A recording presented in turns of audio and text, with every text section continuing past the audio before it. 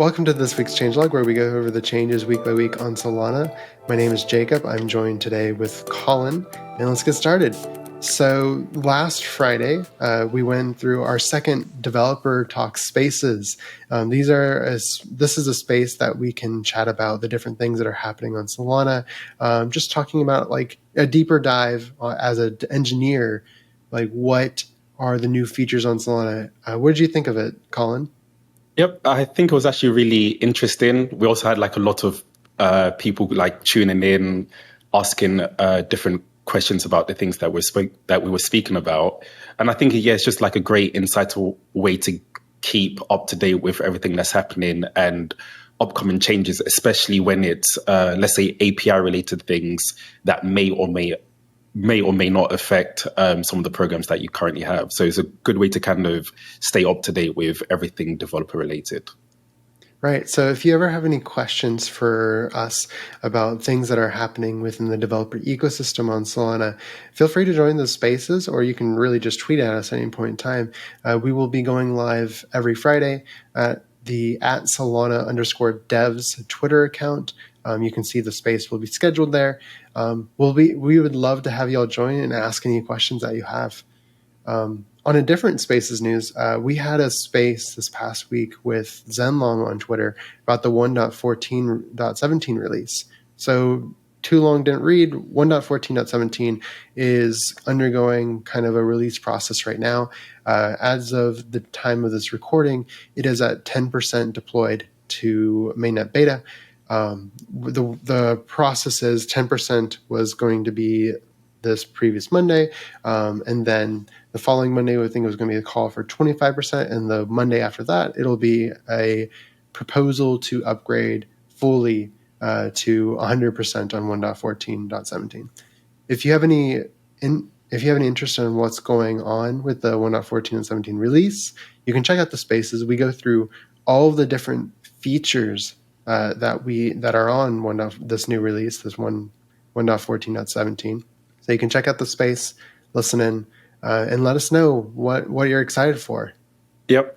So moving on to the proposals.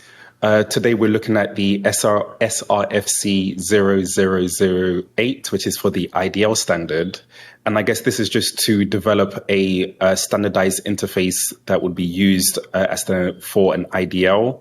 And I think currently the main problem is that if you have an anchor-based program, there's of course an IDL that gets shipped, but if you develop natively, like some of us, there's like no inbuilt way to have an IDL. So I think this is just a way to have like a standard across the board that whether you're using Anchor or native, and I guess in the future when other frameworks come into play, there's just like one standardized interface that will be used, which kind of makes it very easy for let's say RPCs, indexes, and explorers to gain more insights on your program. So this is just to like separate the IDL from Anchor and make it more generic and used throughout the Solana ecosystem, right? Yep. And I guess there's going to be a lot of people with almost like varying opinions in this. So yeah, definitely worth getting involved in the conversation now so that your opinions are heard. So yeah, if you're interested in joining the conversation, you can go to forum.solana.com. You can go under the sRFC section. This is the sRFC 8, and you can comment there and join the discussion. Moving on. So the commit that I saw was something about the debugging and tracing capabilities added to the Ledger tool, which was previously the RBBF CLI.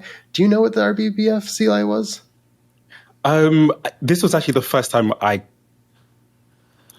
came across it myself, and but what I found out was that it's a standalone tool that you can use to run, debug, or test and analyze on-chain programs locally without having to run a validator.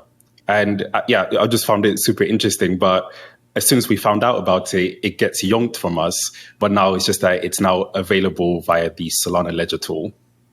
Okay, so debugging and testing programs without running the validator. That sounds really cool. I wonder if it's very similar to like how Boken debugs programs locally. I see this is also done by Dimitri at Labs. He recently wrote a guide of how to debug programs locally. So this is likely a improvement on it. Definitely check it out. There will be a link in the description. And then this week's resource of the week is the Dune Analytics recently released how they can do Solana decoding on their Dune platform. So Dune is an analytics platform that provides a lot of different information about Solana data on chain. This is allowing them to decode what is going on chain and presenting it in a more human readable format.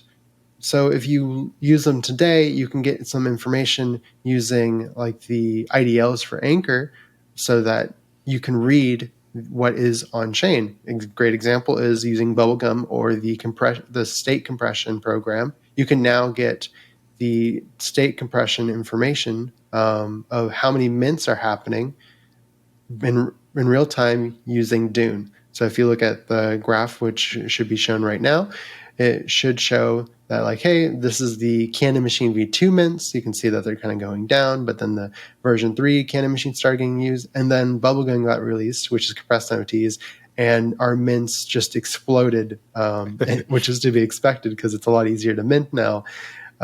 It's really cool. You can now see that with Dune and more. So if you have an IDL that you want to read on Dune, you can submit it. They have a form in their tweet thread, and Dune themselves will use those IDLs to decode your program and be able to display them with their analytics platform. And that wraps up this week of changes in the Solana Developer ecosystem. Don't forget to join us the same time next week. And again, the quick plug for our Twitter Spaces on Friday. Please tune in and get some more insights on what's coming up next. So see you until next week. All right. Thank y'all for joining.